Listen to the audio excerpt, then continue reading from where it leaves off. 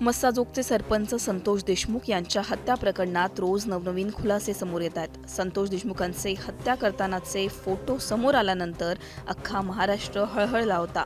ज्या क्रूरतेने देशमुखांची हत्या करण्यात आली त्यामुळे सर्व स्तरातून संताप व्यक्त केला जातोय।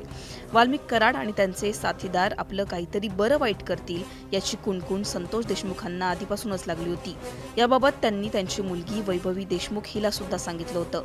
संतोष देशमुखांची हत्या झाल्यानंतर वैभवीचा जबाब पोलिसांनी नोंदवला होता। या जबाबात देशमुखांना कशा पद्धतीने धमकी देण्यात आली होती हे तिने सांगितलंय।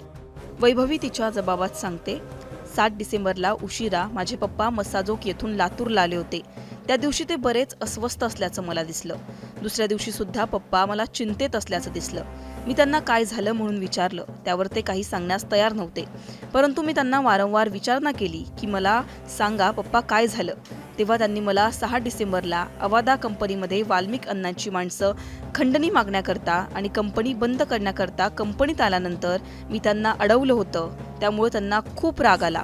वाल्मिक कराड हा गुंड प्रवृत्तीचा माणूस असून त्याचा बीड जिल्ह्यात दबदबा आहे। त्याला खूप माणसे घाबरतात। तसेच त्याच्या जवळचा माणूस विष्णू चाटे हा मला सारखा फोन करून धमकी देतोय, त्यामुळे मला टेन्शन आलंय। माझं काहीतरी बरं वाईट झालं तर आई आणि विराजची काळजी घे। यानंतर पुन्हा 8 डिसेंबरला देशमुखांना फोन आला। त्यावेळी त्यांना पुन्हा एकदा धमकी देण्यात आली।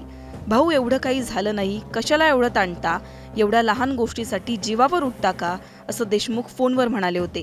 वैभवीने संतोष देशमुखांना या फोनबाबत विचारलं तेव्हा ते म्हणाले, विष्णू चाटे याचाच फोन होता।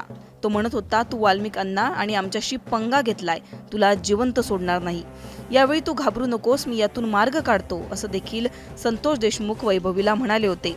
या संभाषणानंतर दुसऱ्या दिवशी संतोष देशमुखांची हत्या करण्यात आली।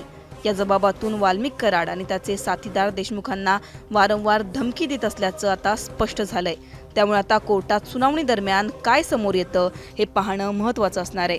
योगेश काशीदसह ब्युरो रिपोर्ट, मुंबई तक।